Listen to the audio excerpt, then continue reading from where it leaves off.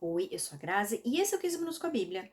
Hoje conheceremos a história do último rei de Israel, pois depois dele o povo será levado para o exílio na Síria. E somente o povo de Judá é que permanecerá mais algumas gerações, até que também seja levado para o exílio, só que na Babilônia. Capítulo 16. O reinado de Acás, rei de Judá. No 17º ano do reinado de Peca, filho de Remalias, Acás, filho de Jotão, rei de Judá, começou a reinar. Acás tinha 20 anos de idade quando começou a reinar e reinou 16 anos em Jerusalém. Ao contrário de Davi, seu predecessor, não fez o que o Senhor, o seu Deus, aprova. Andou nos caminhos dos reis de Israel e chegou até a queimar seu filho em sacrifício, imitando os costumes detestáveis das nações que o Senhor havia expulsado de diante dos israelitas. Também ofereceu sacrifícios e queimou incenso nos altares idólatras, no alto das colinas e debaixo de toda árvore frondosa. Então Rezim, rei da Síria, e Peca, filho de Remalias, rei de Israel, saíram para lutar contra Acás e sitiaram Jerusalém, mas não conseguiram vencê-la. Naquela ocasião, Rezim recuperou Elate para a Síria, expulsando os homens de Judá. Os edomitas então se mudaram para Elate, onde vivem até hoje. Acás enviou mensageiros para dizer a Tiglat-Pileser, rei da Assíria: Sou teu servo e teu vassalo. Vem salvar-me das mãos do rei da Síria e do rei de Israel, que estão me atacando. Acás ajuntou a prata e o ouro encontrados no templo do Senhor e nos depósitos do palácio real e enviou-os como presente ao rei da Síria. Este atendeu ao pedido, atacou Damasco e a conquistou, deportou seus habitantes para Quir e matou Rezim. Então o rei Acás foi a Damasco encontrar-se com Tiglat-Pileser, rei da Assíria. Ele viu o altar que havia em Damasco e mandou o sacerdote Urias um modelo do altar, com informações detalhadas para a construção.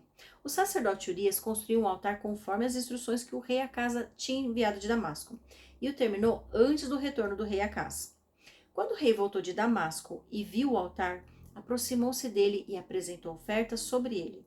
Ofereceu seu holocausto e sua oferta de cereal, derramou sua oferta de bebidas e aspergiu sobre o altar o sangue dos seus sacrifícios de comunhão. Ele tirou da frente do templo, da parte entre o altar e o templo do Senhor, o altar de bronze que ficava diante do Senhor e o colocou no lado norte do altar. Então o rei Acás deu essas ordens ao sacerdote Urias: No altar grande ofereça o holocausto da manhã e a oferta de cereal da tarde. No holocausto do rei e sua oferta de cereal, e o holocausto, a oferta de cereal e a oferta derramada de todo o povo. Espalhe sobre o altar todo o sangue dos holocaustos e dos sacrifícios, mas utilizarei o altar de bronze para buscar orientação. E o sacerdote Urias fez como o rei Acás tinha ordenado. O rei tirou os painéis laterais e retirou as pias dos estrados móveis. Tirou o tanque de cima dos touros de bronze que o sustentavam e o colocou sobre uma base de pedra. Por causa do rei da Síria, tirou a cobertura que se usava no sábado, que fora construída no templo, e suprimiu a entrada real do lado de fora do templo.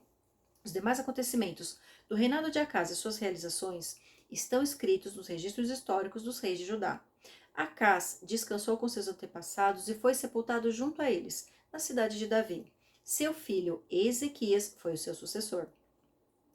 Aqui vemos que Acás foi o primeiro rei de Judá a fazer o que o Senhor reprova, inclusive queimando o próprio filho em sacrifício, que é considerado abominação para Deus.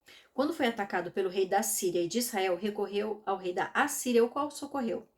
E ao visitar Damasco, teve inveja do altar idólatra construído lá e ordenou que um altar semelhante fosse construído no templo do Senhor. Acás alcançou a medida da maldade, pois não apenas abandonou o culto ao Senhor, como profanou todo o templo, retirando o altar de bronze que Deus havia ordenado construir, e também os utensílios, ordenando que sacrifícios a deuses pagãos fossem feitos dentro do templo do Senhor. O mais intrigante é que ele ainda orientou o sacerdote que mantivesse o altar de bronze, para quando fosse pedir orientação. Quando se visse em apuros e precisasse de ajuda, Acá se lembraria de cultuar o Senhor, mas no dia a dia seriam os outros deuses que seriam cultuados. Não é à toa que o Senhor abandonará de vez seu povo e os retirará da sua presença. Capítulo 17. O reinado de Oséias, o último rei de Israel. No 12º ano do reinado de Acás, rei de Judá, Oséias, filho de Elá, tornou-se rei de Israel em Samaria e reinou 9 anos. Ele fez o que o Senhor reprova, mas não como os reis de Israel que o precederam. Salmaneser, rei da Assíria, foi atacar Oséias, que fora seu vassalo, e lhe pagara tributo. Mas o rei da Assíria descobriu que Oséias era um traidor, pois havia mandado emissários a Assur, rei do Egito, e já não pagava mais o tributo, como costumava fazer anualmente. Por isso, Salmaneser mandou lançá-lo na prisão. O rei da Síria invadiu todo o país, marchou contra Samaria e a sitiou por 3 anos. No 9º ano do reinado de Oséias, o rei assírio conquistou Samaria e deportou os israelitas para a Síria. Ele os colocou em Ala, em Gozã do rio Abor e nas cidades dos Medos. Vimos que o reinado de Oséias termina depois de 9 anos por conta de uma traição, como vassalo do rei da Assíria, e ao final de 3 anos de cerco a Samaria. Fique imaginando o quanto o povo sofreu com esse cerco, provavelmente morrendo de fome e cometendo as maiores atrocidades dentro dos muros da fortaleza. Versículo 7. Israel é castigado com exílio. Tudo isso aconteceu porque os israelitas haviam pecado contra o Senhor, o seu Deus, que os tirara do Egito, de sob o poder do faraó, rei do Egito. Eles prestaram culto a outros deuses e seguiram os costumes das nações que o Senhor havia expulsado de diante deles, bem como os costumes que os reis de Israel haviam introduzido. Os israelitas praticaram mal secretamente contra o Senhor, o seu Deus. Em todas as suas cidades, desde as torres das sentinelas até as cidades fortificadas, eles construíram altares idólatras. Ergueram colunas sagradas e postes sagrados em todo o monte alto e debaixo de toda a árvore frondosa.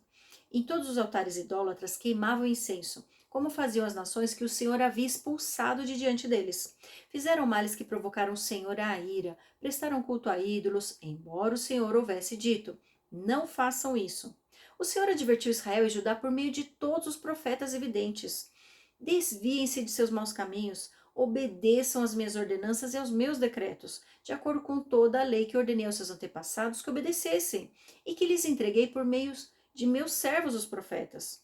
Mas eles não quiseram ouvir, e foram obstinados como seus antepassados, que não confiaram no Senhor, o seu Deus.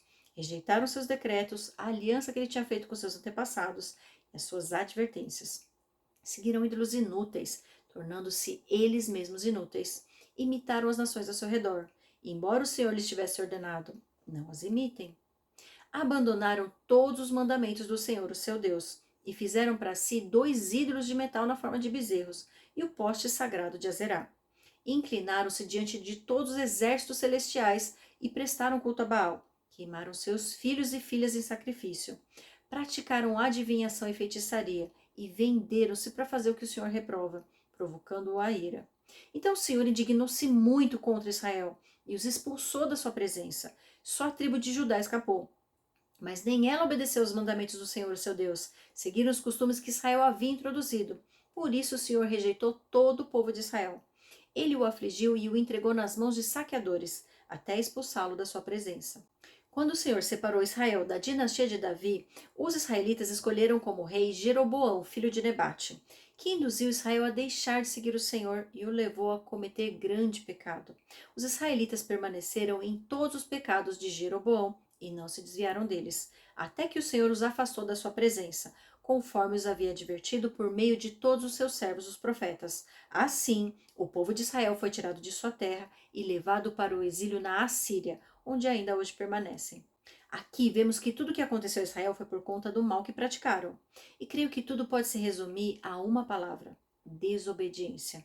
Não foi por falta de ensinamento que pecaram, pois o Senhor transmitiu sua lei repetidas vezes através dos seus profetas. A reflexão que faço aqui é: o que o Senhor sempre pediu e pede até hoje é que obedeçamos aos seus mandamentos e decretos. Ele criou um conjunto de leis que regem o funcionamento do mundo, e tudo o que precisamos fazer é segui-los, para que tudo nos vá bem. Mas, infelizmente, a obstinação do nosso coração é o que nos impede de sermos fiéis. E quando atingimos a medida da maldade, Deus precisa intervir para restabelecer o equilíbrio que nós rompemos através da desobediência. Versículo 24. O repovoamento de Samaria. O rei da Assíria trouxe gente da Babilônia, de Cuta, de Ava, de Ramate e de Sefarvaim e os estabeleceu nas cidades de Samaria para substituir os israelitas. Eles ocuparam Samaria e habitaram em suas cidades. Quando começaram a viver ali, não adoravam o Senhor. Por isso, ele enviou leões por meio deles, que mataram alguns dentre o povo. Então informaram o rei da Síria: os povos que deportaste e fizeste morar nas cidades de Samaria não sabem o que o Deus daquela terra exige. Ele enviou leões para matá-los, pois desconhecem as suas exigências. Então o rei da Síria deu esta ordem: façam um dos sacerdotes de Samaria, que vocês levaram prisioneiros, retornar e viver ali, para ensinar as exigências do Deus da terra. Então um dos sacerdotes exilados de Samaria veio morar em Betel e lhes ensinou a adorar o Senhor. No entanto, cada grupo fez seus próprios deuses nas diversas cidades em que moravam, e os puseram nos altares idólatras que o povo de Samaria havia feito. Os da Babilônia fizeram Sucote e Benote, os de Cuta fizeram Nergal, e os de Ramate fizeram Azim. Os aveus fizeram Nibás e Tartaque. Os sefarvitas queimavam seus filhos em sacrifício a Adrameleque e Anameleque, deuses de Sefarvaim. Eles adoravam o Senhor, mas também nomeavam qualquer pessoa para lhe servir como sacerdote nos altares idólatras. Adoravam o Senhor, mas também prestavam culto aos seus próprios deuses, conforme os costumes das nações de onde haviam sido trazidos. Até hoje eles continuam em suas antigas práticas. Não adoram o Senhor, nem se comprometem com os decretos, com as ordenanças, com as leis e com os mandamentos que o Senhor deu aos descendentes de Jacó, a quem deu o nome de Israel. Quando o Senhor fez uma aliança com os israelitas, ele lhes ordenou: não adorem outros deuses, não se inclinem diante deles, não lhes prestem culto, nem lhes ofereçam sacrifício. Mas o Senhor que os tirou do Egito com grande poder e com braço forte, é quem vocês adorarão. Diante dele vocês se inclinarão e lhe oferecerão sacrifícios. Vocês sempre tomarão cuidado de obedecer aos decretos, às ordenanças, às leis e aos mandamentos que lhes prescreveu. Não adorem outros deuses. Não esqueçam a aliança que fiz com vocês e não adorem outros deuses. Antes, adorem o Senhor, o seu Deus. Ele os livrará das mãos de todos os seus inimigos. Contudo, eles não lhe deram atenção, mas continuaram em suas antigas práticas. Mesmo quando esses povos adoravam o Senhor, também prestavam culto aos seus ídolos. Até hoje, seus filhos e seus netos continuam a fazer o que os seus antepassados faziam. Aqui vemos que os israelitas foram levados para a Síria e que povos de nações estrangeiras foram trazidos para repovoar Samaria. Mas a ira do Senhor se acendeu contra eles, pois não o cultuavam. E mesmo quando o sacerdote foi enviado de volta para lhes ensinar a cultuar o Senhor, nada disso adiantou, pois eles não o faziam com entendimento, apenas apresentavam sacrifícios, como faziam seus deuses inúteis. Em nenhum momento esses povos se comprometeram a seguir a lei do Senhor, que era o mais importante. Essa sim era a aliança verdadeira.